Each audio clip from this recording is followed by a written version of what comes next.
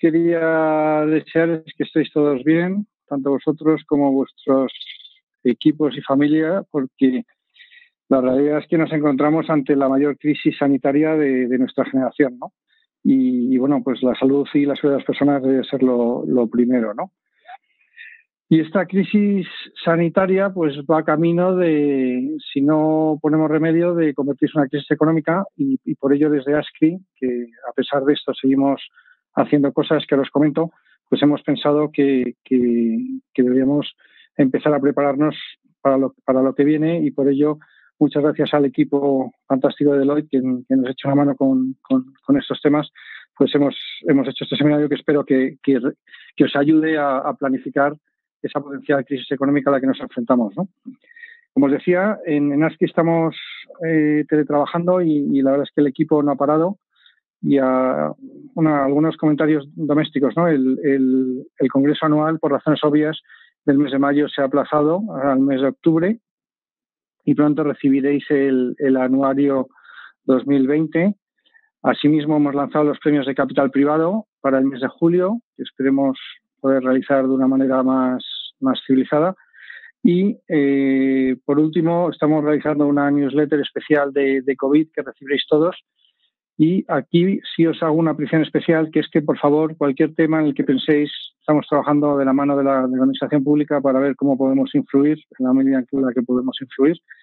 Os agradeceremos que nos transmitáis cualquier tema en el cual la asociación nos pueda apoyar, ¿no? Porque aquí la realidad es que trabajamos para defender vuestros intereses, ¿no? Así que esperamos vuestros comentarios y sin más le paso la palabra a Mario y aprovechar este webinar que la verdad es que tiene una pinta magnífica como todo lo que hace hoy. Un abrazo muy fuerte a todos y cuidaros mucho. Muchas gracias, Aquilino.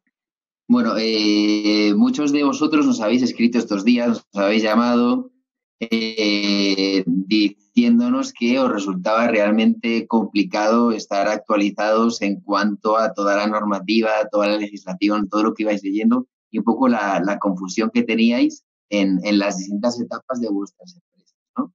Entonces, desde el equipo de Deloitte lo que hemos tratado es de dar respuesta de manera continuada a todos vosotros y, sobre todo, ir recopilando aquella información y aquellas herramientas más útiles para que todos podáis resistir esta coyuntura, ¿no? Es cierto que hemos tenido, aparte del equipo, durante todo el fin de semana, interpretando pues la diferente legislación que iba surgiendo. El equipo que tenemos de China iba traduciéndonos de determinados materiales y lo que hemos querido es sintetizarlo de la manera más pragmática y, sobre todo, hacer un webinar en un formato algo más ágil. No van a ser ponencias como las que habitualmente estamos acostumbrados a ver, sino que lo haremos en un formato de preguntas y respuestas para que los expertos nos vayan o me vayan inicialmente contestando a mí y en paralelo podréis durante toda la charla poner vuestras preguntas en la sección de Q&A que veréis en la parte inferior de vuestra pantalla y daremos respuesta a ellas al final de la sesión. Se estructurará un periodo por cada uno de los ponentes de unos 10-15 minutos y al final contaremos con los 15 minutos para responder a vuestras preguntas. Si no irá tiempo, lo que haremos es escribirlas y responderos personalmente y haremos una síntesis de todas ellas para que tengáis acceso, ¿vale?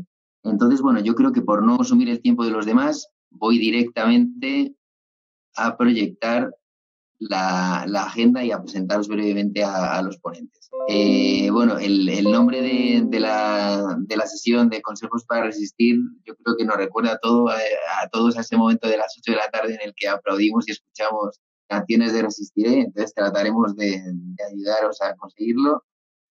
La gente que me va a ayudar en este webinar, pues en primer lugar estaría Quique Domínguez, que es el socio de Financial Advisor de Deloitte y es experto en el área de reestructuraciones. Luego estará Fernando Bazán, que es el socio responsable del departamento laboral de Deloitte Legal. Luego contaremos con Chema Gómez, que nos hablará de las medidas y ayudas tributarias. Él es socio de Deloitte Legal, especializado en fiscalidad de fondos de private equity y sus inversiones. Y luego tendremos a Aitor Zayas, que es director del área de Debt Advisory de Deloitte, que nos hablará de ayudas a la financiación. Y terminaremos con Ana Aguilar, que nos va a hablar de las experiencias en China y de las lecciones aprendidas. Y ella es nuestra Chief Economist de Financial Advisory y es directora de nuestro equipo de Economics. Entonces, bueno, si queréis, empezamos ya con Quique. Y la primera pregunta que me gustaría hacerle es ¿por qué crees que esta crisis es diferente de las anteriores? Buenas tardes a todos. Pues sí, esta crisis es absolutamente diferente a lo que hemos vivido todos, al menos los que estamos aquí, que ninguno hemos vivido la Segunda Guerra Mundial. Lo más parecido que pueda parecer en la economía a lo que nos encontramos ahora es una situación de guerra en la que funciona bien el sector alimentación, el sector público ligado a los servicios básicos y el sector sanitario. El resto, pues en mayor o menor medida se ha visto muy afectado y algunos pues han visto cómo sus ingresos se han ido a cero, como en el caso de turismo, hostelería, restauración o todo lo relacionado con el negocio de retail, no alimentación, pues se ha ido directamente a casi cero. Entonces, ha habido a la vez una reducción de oferta y demanda, un shock de oferta en el que se ha paralizado la cadena de suministro en gran medida y luego pues también ha caído drásticamente el consumo, con lo cual todo esto, si no tuviéramos en cuenta que también lo más importante, que es la amenaza sanitaria que tenemos y el shock social que nos tiene a todos en estado un poco de shock, valga la redundancia, y como me gusta definirlo, el otro día lo oí, el gran filósofo Mike Tyson, que dice que todo el mundo tiene un plan hasta que recibes el primer impacto en la cara, pues así estamos ahora mismo todos. Y bueno, y hay algunas compañías que también están viéndose reforzadas, pues también de toda esta adversidad suben cosas buenas y hay pues empresas que están volcándose en la ayuda y que están en estos días aportando muchísimo, muchísimas de ellas son también startups y luego sectores que se refuerzan, pues como el de los contenidos digitales, la parte de software de teletrabajo, el Zoom en el que estamos haciendo esto y gaming. O sea, hay empresas y sectores que sí se ven reforzados siempre. Bueno, muchas gracias, Quique. Esperemos no recibir ese puñetazo de Mike Tyson para salir reforzados. Pero bueno, muchos de los que nos escuchan son fundadores, emprendedores que tienen equipos pequeños y lo que nos preguntan es realmente qué rol debe tomar un líder en una situación como la actual. Pues yo te diría que al final, aquí lo digo de verdad, yo creo que son las características que tienen los fundadores de las startups, las tienen ya en su ADN. Esa capacidad para desarrollar e implementar todas las hipótesis en un modo de supervivencia, controlando la caja de la siguiente ronda, yo creo que hace que la figura del líder resiliente, que es la que ahora mismo se necesita, yo creo que por poner algunas de las características que creo que son más importantes ahora, pues son esa capacidad para sobreponerse a periodos duros de dolor que ahora mismo estamos sufriendo todos, esas situaciones adversas, superar estos obstáculos pues de una manera exitosa sin pensar en la posible derrota. Tienes que pensar únicamente en que lo vas a superar. Esa parte de actuar con serenidad y poniéndole criterio a situaciones en las que todo el mundo está en tensión y con incertidumbre. Y luego también la capacidad de resurgir a la adversidad, de adaptarse. Es otra palabra que yo creo que para una startup es absolutamente suya. Y otra, como no puede ser de otra forma, que donde hay problemas también existen oportunidades y de esas adversidades también saldrán oportunidades de negocio y las startups estarán muy cerca de buscarlas y encontrarlas. Y ese líder resiliente que comentas, Quique, ¿cómo podría realmente ayudar a sus equipos, a los clientes, a los inversores, en todo este proceso? Bueno, pues yo creo que siempre creo mucho en los círculos virtuosos, ¿no? Y aquí veo un círculo virtuoso en prepararse muy bien, en responder y en recuperarse, en que se junte ese círculo virtuoso.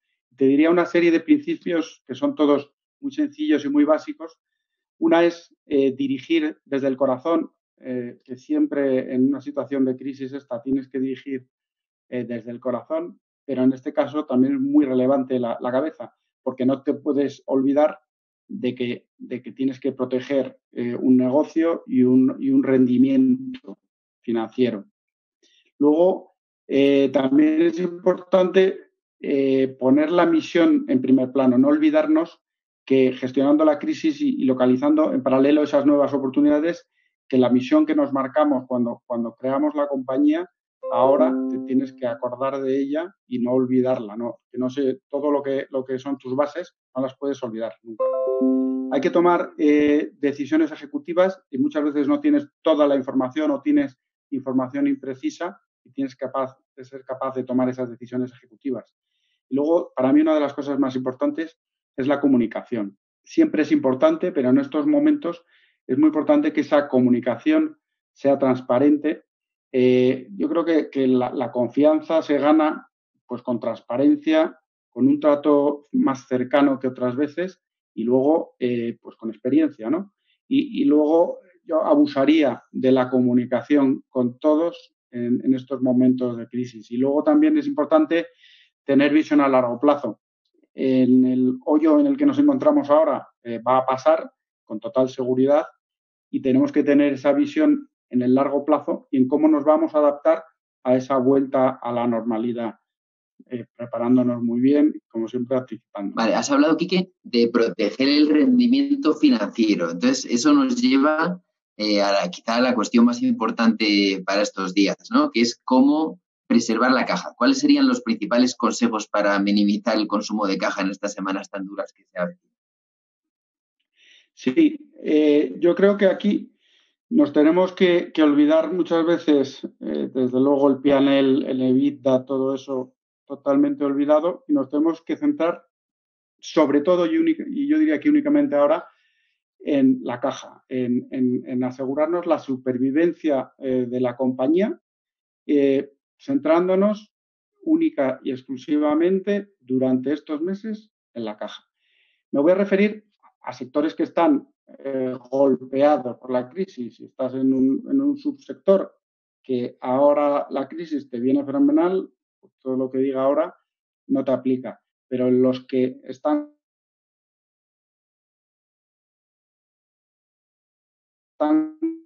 golpeados, preservar la caja, de alargar en el máximo tiempo. Con ese objetivo, desde el punto de vista de gastos, tienes que tener un esfuerzo enorme en revisar exhaustivamente todos esos gastos, en priorizar los que son únicamente imprescindibles y luego también en renegociar rentas, que ahora mismo se puede, hay fórmulas, en conseguir financiación con ICO. Hay que adaptarse muy bien a todas las ayudas que pueda sacar el gobierno, ¿vale? En gestionar ERTES. Yo creo que es un momento muy importante en el que todas las startups muestren a sus VCs que tienen esa capacidad de hacer los trabajos, de actuar, de planificar y ejecutar en este entorno tan complicado. Y yo creo que también los VCs tienen que tener esa capacidad ahora de adaptarse a estas situaciones complicadas y de apoyar a sus empresas. Que debemos tener todos como, diría casi como sociedad, ¿no? Es salvar o preservar estos proyectos que tienen sentido en el largo plazo, que estaban traccionando ya bien y que no se destruya todo este valor que se ha creado entre todos. Muchísimas gracias, Quique. A ver si lo conseguimos entre todos.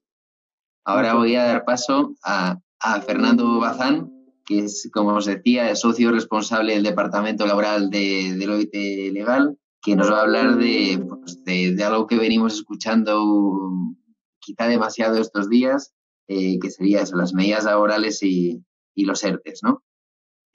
Fernando, no sé si nos escuchas. Perfectamente, Mario. ¿Qué tal? ¿Cómo estás? Muy bien. Hablando un poco, siguiendo con lo que nos comentaba Quique, ¿no? Una parte relevante de los costes, además yo creo que es la más esencial para seguir dando el carro son las personas, ¿no? Entonces, como compañía, ¿qué alternativas hay para mitigar desde un punto de vista laboral el impacto de la crisis actual? Buena pregunta. Vamos a ver si soy capaz de poner un poco de orden en toda la vorágine de normativa laboral. Si quieres pasar al siguiente slide, en la que entender qué posibilidades tenemos con los mecanismos que han publicado el gobierno en los últimos, iba a decir días, pero son días, horas, minutos, ¿no? Entonces, voy a poner un disclaimer, si os parece, en todas mis palabras, y es que cualquier opinión o juicio o interpretación que haga puede ser perfectamente modificada completamente en las próximas 24 horas, porque la verdad es que la locura que estamos viviendo de normativa laboral es significativa, ¿no? Pero bueno, hay, como si dijéramos, tres grandes bloques. Todo lo que tiene que ver con los ERTEs, bien sea de fuerza mayor o bien sea de causas organizativas, que os explico en un momento. Luego hay un Real Decreto del fin de semana que explica varias cosas y matiza algunas de las medidas. Y luego lo que nos desayunamos o nos cenamos el domingo a la mañana, que es el Real Decreto relativo al permiso retribuido recuperable, que es la guinda a este pastel de cierta confusión laboral que tenemos entre manos. Pero bueno, vamos por orden.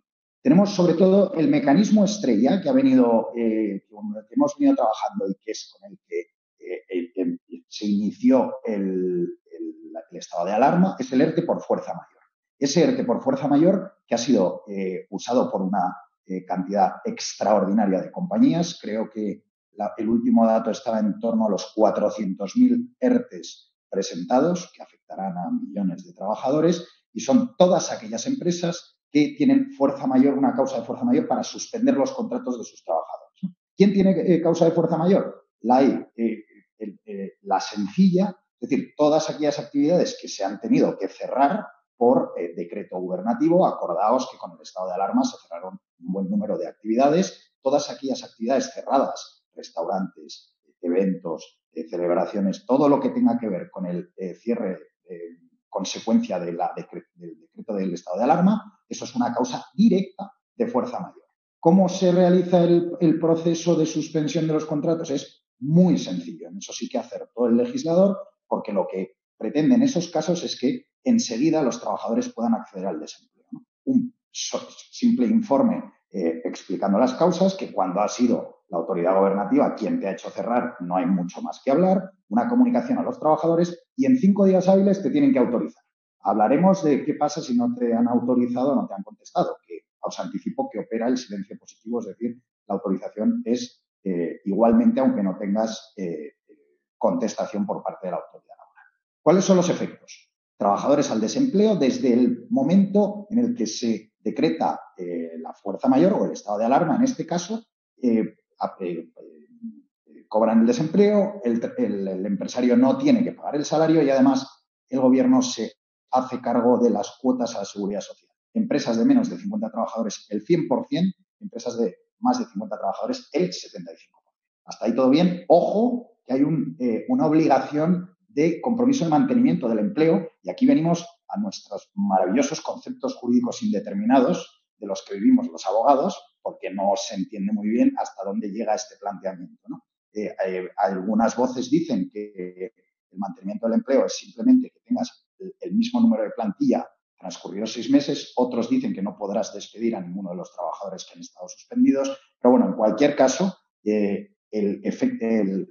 la idea general es que no podrá haber despidos si te has acogido a un ERTE. Y si los hay, porque claro, los despidos no se pueden prohibir, por mucho que ponían en todos los periódicos, se han prohibido los despidos no se pueden prohibir.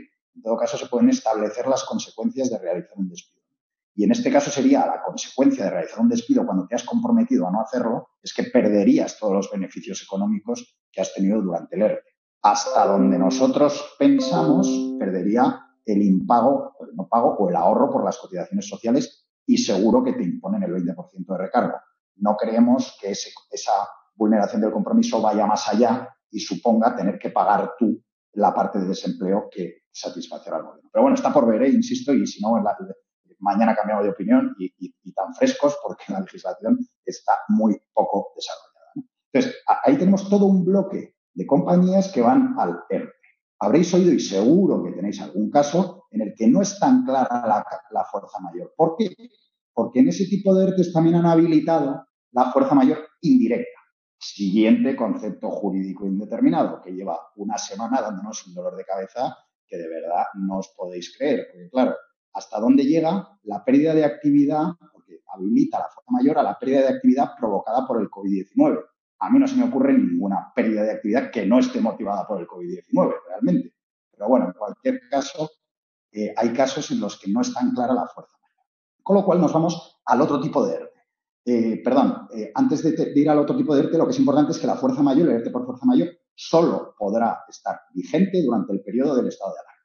Con lo cual, el día que termine el estado de alarma, previsiblemente a finales de abril, la verdad es que yo ya me he perdido si lo han prorrogado ya oficialmente o no, pero bueno, en cualquier caso va a ser hasta finales de abril seguro, estará vigente. El día siguiente, pues ya veremos qué hacer, ¿no? Pero para otros casos tenemos el ERTE por causas económicas, técnicas, organizativas y de producción, por causas objetivas. El que se utiliza normalmente y que normalmente suele ser un ERE de extinción más que un ERTE de suspensión.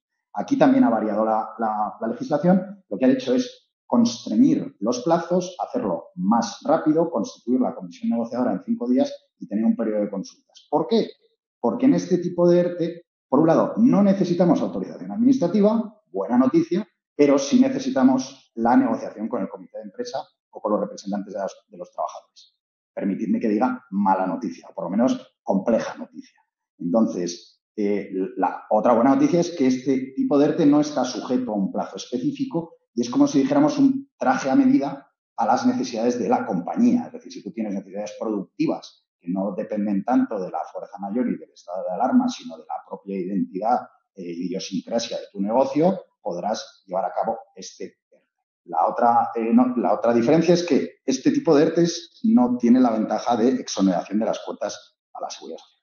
Tercer punto, el Real Decreto 9/2020 que veis, lo que hace es explicar un poco los ERTEs anteriores y matizar ciertas cuestiones. La primera, los titulares de los que os hablaba de la prohibición de los despidos. No se prohíben los despidos. Lo que dice la norma es, no será causa de despido la fuerza mayor o las causas objetivas que tú estás utilizando para los ERTEs. Claro, la pregunta es, bueno, ¿y si no es causa de despido, qué pasa si despido? Bueno, pues que la consecuencia será la improcedencia del despido. Es decir, no estará prohibido despedir, pero no será un despido procedente aquel que esté basado en la fuerza mayor motivada por el COVID-19. Hay una serie de matizaciones en cuanto a la tramitación y abono del desempleo y luego me voy a ir a la última, que es una guinda importante que nos ha dejado a todos muy tranquilos y es que abre la puerta a que en los próximos 4 años se revisen los expedientes que se han presentado para interpretar si ha habido fraude.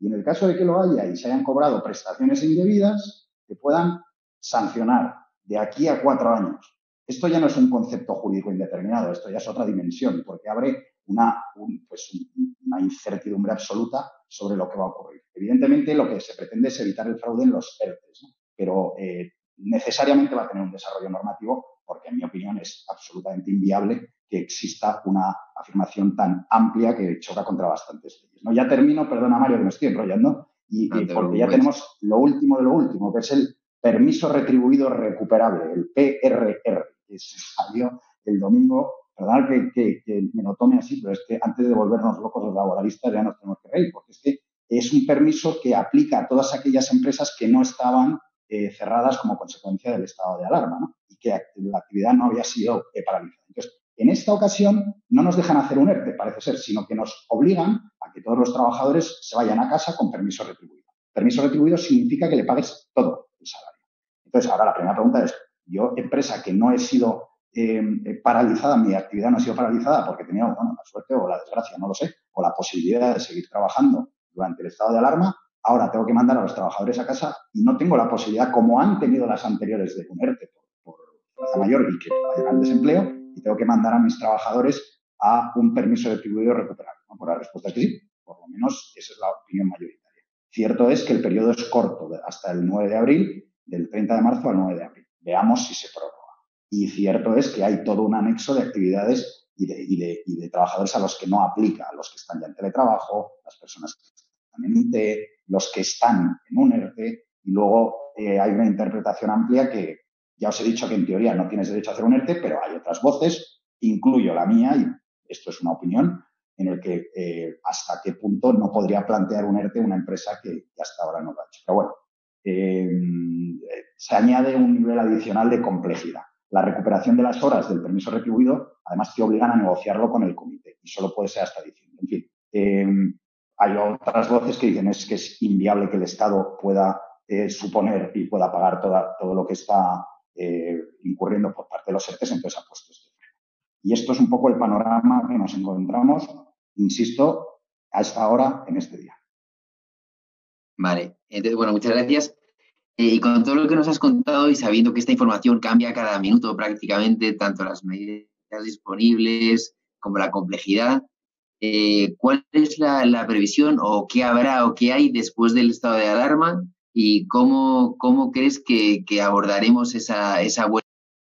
Pues mira, a día de hoy, Mario, yo creo que lo único que es sensato es utilizar el mecanismo del ERTE por causas objetivas para el día después del estado de alarma. Puede darse el caso de que una empresa que esté ahora inmersa en un ERTE por fuerza mayor vaya preparando ya simultáneamente, no hace falta esperar toda el papeleo y la negociación, la constitución de la mesa y el periodo de consultas del ERTE por causas objetivas y que inmediatamente sea aplicable al día siguiente de terminación del estado de alarma. Y ahí es la empresa la que determinará cómo se va readaptando a la nueva situación. Esto ya lo hemos explicado en toda la exposición. Pero así es como lo veo. Pues te lo agradezco un montón, Fernando. Muchas gracias. Voy a dar paso ahora a Chema Gómez, que nos va a hablar de las medidas y ayudas tributarias. Él, como os decía, es socio de Deloitte Legal, especializado en fiscalidad de fondos de private equity y sus inversiones.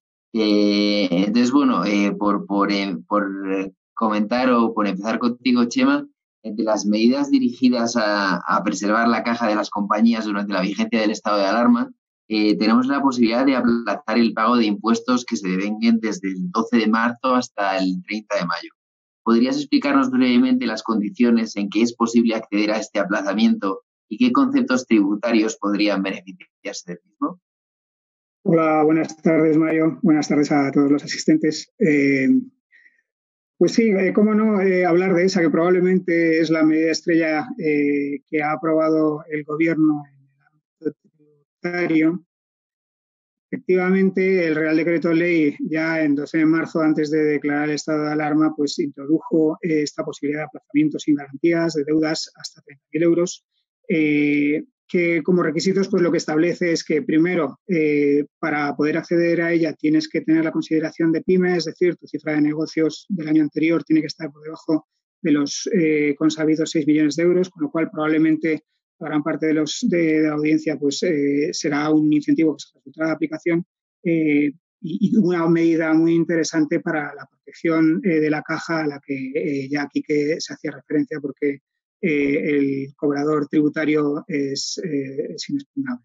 Entonces, yo creo que es importante tenerlo en cuenta. ¿Qué otros requisitos hace falta aparte de ser PYME? Bueno, pues efectivamente, como anticipabas, Mario, que la deuda tributaria haya surgido entre el 13 de marzo y el 30 de mayo de este año y que el límite, como ya os decía, esté por debajo de los 30.000 euros. ¿Quiere decir eso que por encima de los 30.000 euros no hay otras soluciones? Sí, hay otras soluciones y habrá que analizar caso por caso. El aplazamiento que supone, pues supone un pago bullet, es decir, no es un fraccionamiento, es un pago único y en un diferimiento máximo de 6 meses. Los 3 primeros meses se difiere sin pago de intereses. A partir del 4º mes se genera un devengo de interés legal, interés de demora en este caso, que es del 3,75 de acuerdo con lo que establece la ley de presupuestos que está vigente ahora. ¿Cuáles son los conceptos que naturalmente podrán dar lugar a la solicitud de este beneficio fiscal? Los vencimientos que vamos a tener entre 13 de marzo y 30 de mayo, previsiblemente para la gran mayoría de las compañías, en particular para aquellas que su ejercicio social coincide con el año natural, pues será limitado a IVA trimestral, a las retenciones trimestrales y a los pagos fraccionados del impuesto sobre sociedades que habrá que hacer en el mes de abril. Y esa es un poco la situación que diría. Yo creo que es importante que todos tengamos esto presente porque sí que podrá ayudar a utilizar esa caja en estos momentos de más tensión, de más incertidumbre, a asuntos que puedan ser más interesantes, como puede ser, por ejemplo, el pago de los sueldos de nuestras plantillas, ¿no? Yo creo que como último punto sí que es importante tener en cuenta que el hecho de que se esté aplazando el pago de la deuda tributaria no supone que no debamos presentar las declaraciones. Las declaraciones que tienen que presentarse en plazo y tienen que presentarse bien presentadas. En el caso de no estar bien presentadas, pueden ser objeto de revisión por parte de Hacienda. Entonces, ese además en el propio formulario de declaración en el que se ha de marcar la casilla de acogimiento a este régimen de aplazamiento especial previsto en el Real Decreto Ley 7/2020, y es la forma en que efectivamente, que es eminentemente fácil y accesible de poder solicitar el régimen especial. Vale, pues muchas gracias. Ya por último y muy brevemente, porque nos come el tiempo, le pediría al resto de los participantes que traten de ajustarse. ¿Tienes alguna esperanza de alguna propuesta nueva o sabes si a nivel de Deloitte y otras instituciones se ha hecho alguna petición al gobierno? Bueno, es un tema muy interesante. Al final, el planteamiento que se está percibiendo desde todos los players del mercado es no me ayude ayudas financieras para intentar atender a mis pagos, lo que hágame, por favor, efectivamente una posibilidad real de aplazar los pagos tributarios, ¿no? Eso probablemente es la mejor ayuda que me puedo dar. Sí es verdad que el Gobierno ha manifestado en diversas ocasiones, y la última ha sido este último domingo, la propia ministra de Hacienda y portavoz del Gobierno tras el Consejo de Ministros, lo que dijo es que no se barajaba por parte del Gobierno la concesión de aplazamientos del pago de deudas tributarias más allá de lo que ya estaba previsto en este incentivo que comentaba hace un momento. Desde luego, ante esta situación, varios stakeholders dentro del mercado y entre nosotros Deloitte, lo que hemos hecho es llegar al Gobierno y a la Administración Tributaria en concreto una serie de medidas que consideramos que podrían ayudar a facilitar a facilitar la capacidad para las empresas de sobrellevar la situación que estamos viviendo ahora mismo. Parte de ellas van dirigidas a la protección de la tesorería y van en línea de estos aplazamientos, pero también mejor funcionamiento de la cuenta corriente tributaria, agilidad en los procesos de devoluciones de impuestos, etcétera. Hay otra serie de medidas que van dirigidas a relajar las obligaciones formales que tienen los contribuyentes ante los recursos limitados, los recursos humanos limitados y las acciones que tienen los propios sistemas de las compañías, en línea con lo que ya se estableció en el ámbito mercantil, por ejemplo, en relación con la formulación o aprobación de cuentas anuales. Y por último, después también hemos propuesto una serie de medidas que van dirigidas a fomentar el mecenazgo, ¿no? El mecenazgo en forma de prestaciones en especie que estamos observando en muchas empresas y que es digno de admiración, prestando servicios o entregando bienes, poniendo a disposición activos, como puede ser el caso del sector hotelero o de tantos otros, en el caso de los retailers en la fuerza en la distribución o en hacer llegar productos al sistema sanitario, en fin, etcétera. Entonces, lo que pretendemos es que la Administración Tributaria pues, efectivamente acepte que esos gastos que están incurriendo las empresas en esa actividad de mecenazgo sean gastos deducibles dentro de su impuesto sobre sociedades, que el IVA que pueden haber soportado por la realización de esos servicios o de entrega de esos bienes sea un IVA deducible. Y después estamos intentando que se pueda acceder a los incentivos al mecenazgo a través de deducciones por donativos, liberalidades, etcétera, de la misma forma que cuando se hacen aportaciones dinerarias a las entidades de mecenazgo. Eso es básicamente lo que hemos hecho. Habrá que ver efectivamente cómo evolucionan las cosas, porque en esta situación de tremenda volatilidad y como decía Fernando hace un momento, hoy sabes lo que pasa hoy, pero no sabes lo que va a pasar mañana. Esperemos que tarde o temprano el Gobierno sea consciente de que ayudas de este tipo que tiene encima de su mesa pues serán de gran utilidad para el caso. Muchas gracias, Eva. Te tengo que interrumpir, que vamos justísimos. Voy a pedir agilidad al resto de los que nos quedan.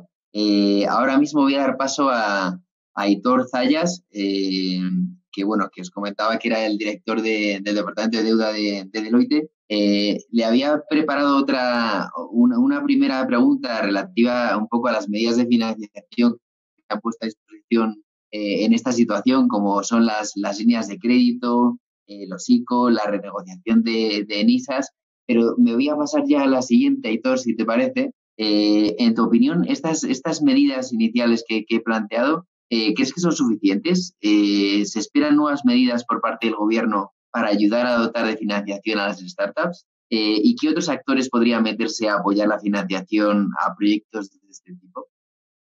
Gracias, Mario. A ver, siento ser un poco quizás aguafiestas, ¿no? Empezar así el discurso.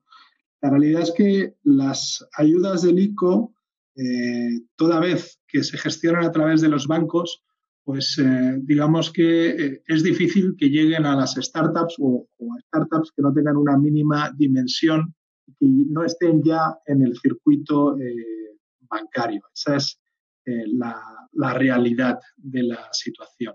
Es verdad que formalmente pues, estas compañías evidentemente pueden ir a sus bancos a solicitar este tipo de ayudas, pero la realidad es que es difícil que lo que antes del COVID no era financiable con bancos pueda ser ahora financiable con bancos, aunque tenga el paraguas ICO.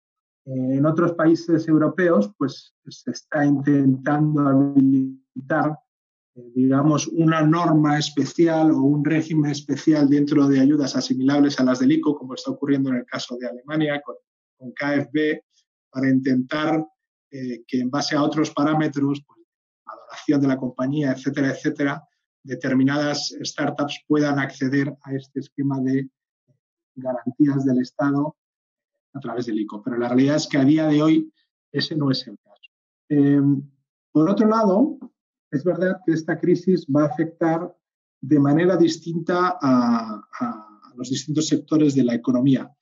Y en ese sentido, quizás puede darse el caso de que algunos sectores pues muy tecnológicos, por así decirlo, también aquellos vinculados al e-health, etcétera, etcétera, puedan ser vistos con mejores ojos por actores que antes a lo mejor, por no ser negocios suficientemente maduros, no los tendrían en el radar. Y me refiero a los fondos de direct lending, ¿vale?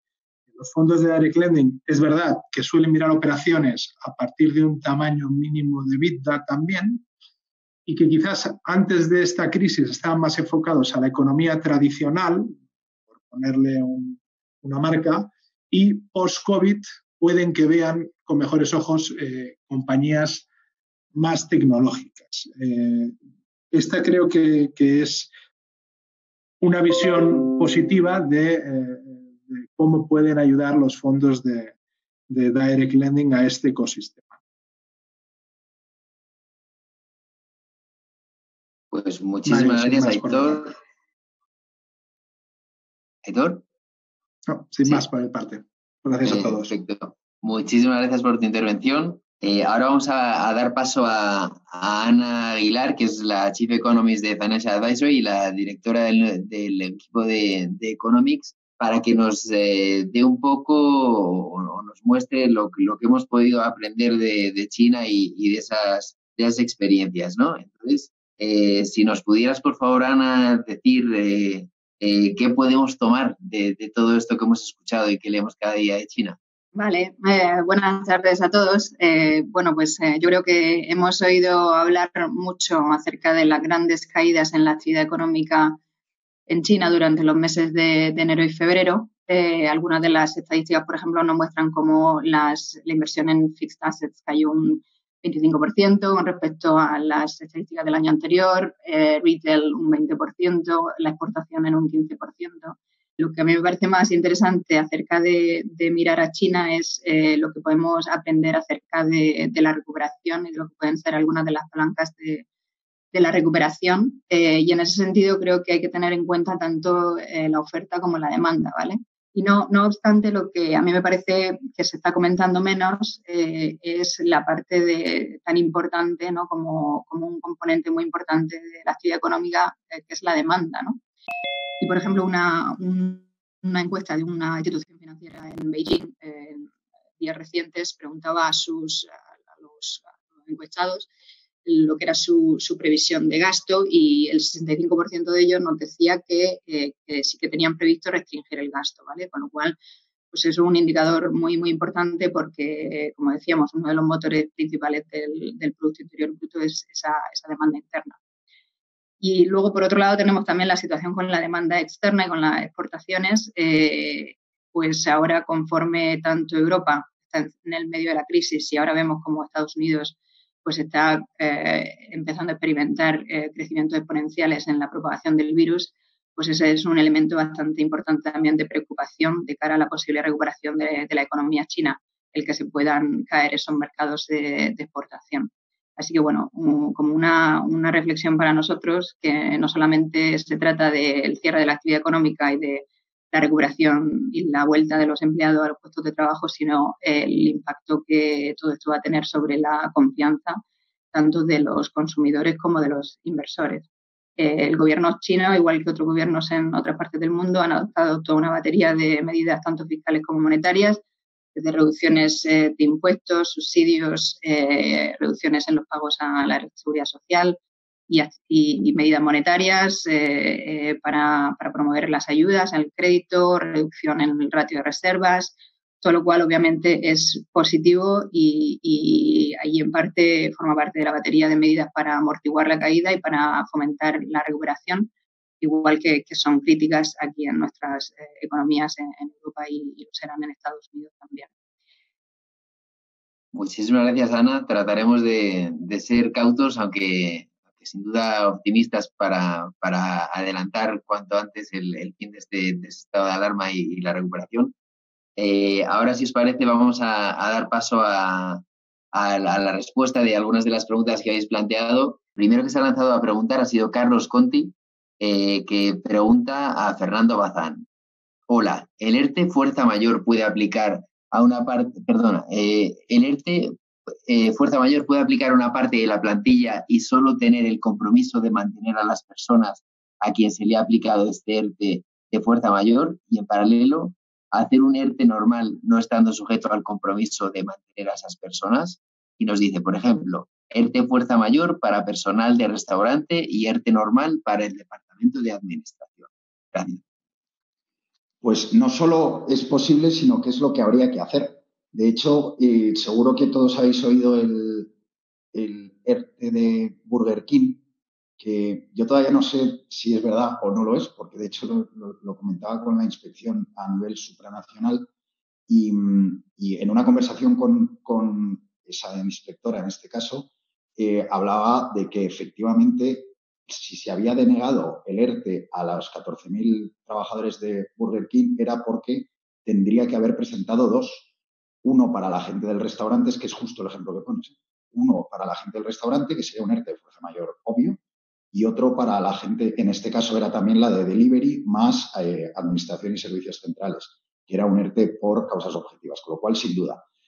La parte de la pregunta de si esto te libera en el de objetivo, o sea, que solo el compromiso de mantenimiento del empleo es para el de fuerza mayor, yo estoy contigo, es lo lógico, pero no está definido, ojo, no está definido. Vamos, la respuesta es sí. Vale, se nos está yendo el tiempo, pero por dar un poco alguna respuesta más, nos preguntan también para Fernando Bazán, si el estado de alarma finaliza definitivamente el 9 de abril, pero el ERTE de fuerza mayor se ha solicitado y concedido hasta el 30 de mayo, por ejemplo, ¿la cobertura de cotizaciones por parte del Estado hasta qué fecha es? No, es hasta el final del estado de alarma, independientemente de que incluso lo tengas autorizado. Eso es modificación del Real Decreto del 9/2020. Solo es hasta la finalización del estado de alarma. Vale. Y nos preguntan, Eliseo García Santirilo, si ya tienes deudas tributarias, esta entiendo que es para Chema, si ya tienes deudas tributarias aplazadas, ¿se pueden aplazar las cuotas devengadas durante el estado de alarma? Sí, efectivamente, son regímenes independientes. Y también contestando a la otra pregunta que hacía Eliseo, posteriormente las que puedan surgir, que preguntaba, las deudas que pudieran surgir posteriormente tras haber terminado el estado de alarma, también se puede acceder al régimen de aplazamiento o fraccionamiento general de la Ley General Tributaria, sujeto a los condicionantes que establece la ley. Lo único ahí mencionar los conceptos que antes comentaba, que per se no son aplazables o fraccionables, de acuerdo con el propio contenido de la ley.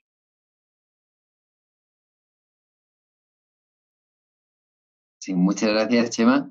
Y preguntaba Isabel Santamaría, buenas tardes, ¿la declaración ya establece si lo aplazas a 3 o 6 meses o solo lo aplazas y luego en función de cuándo se pague así carga el interés? ¿No? En la declaración lo único que haces es acogerte al aplazamiento y luego tú sabes que tienes hasta 6 meses como máximo para pagar y en cualquier momento puedes hacer un pago. El pago tiene que ser único y es voluntad del contribuyente el momento en que desea pagar. Y no tiene que indicarlo nada. Vale, y hay una pregunta bastante práctica. Nos pregunta Silvia García, buenas tardes, ámbito laboral. ¿El perjuicio económico para un trabajador que haya ido al ERTE es la diferencia entre su salario y el máximo del importe de paro? ¿Hay medidas para paliar ese impacto a los trabajadores? Correcto. Y de hecho, además, lo que ha dicho el desempleo es que va a pagar ¿cómo se dice? Una única situación que es sin tener en cuenta hijos, es decir, la parte menos generosa del desempleo. Y se podría complementar, pero eso es una opción de la compañía, ojo. Eso no es el Estado el que te lo financia. Ahí, por ejemplo, pues habéis oído el Corte Inglés lo complementa al 100%, u otras empresas complementan hasta el 100% del salario, pero insisto, eso es una opción empresarial y no una gubernamental. Perfecto. Pues oye, muchísimas gracias. Tenemos algunas otras preguntas y todas aquellas que no os haya dado tiempo a hacernos o os gustaría que os respondiésemos más en detalle, no dudéis en escribirnos para poder hacerlo. Agradezco de verdad a todos los que habéis participado, tanto como asistentes, que hemos llegado a más de 150 personas conectadas, al igual que a todos los panelistas ponentes que sé que habéis estado trabajando contrarreloj para adaptar la legislación y para poder explicar y dar respuesta a toda la gente que ha venido. Nuevamente, ánimo a todos. Este estado de confinamiento y de alarma no es cómodo para ninguno de nosotros. Somos conscientes de que sois quizá los más afectados por el tipo de negocios que tenéis, ¿no? Ánimo a todos, estamos a vuestra disposición. No dudéis en contactarnos y agradecemos nuevamente a ASCRI su apoyo en la convocatoria y, bueno, estamos a vuestra disposición.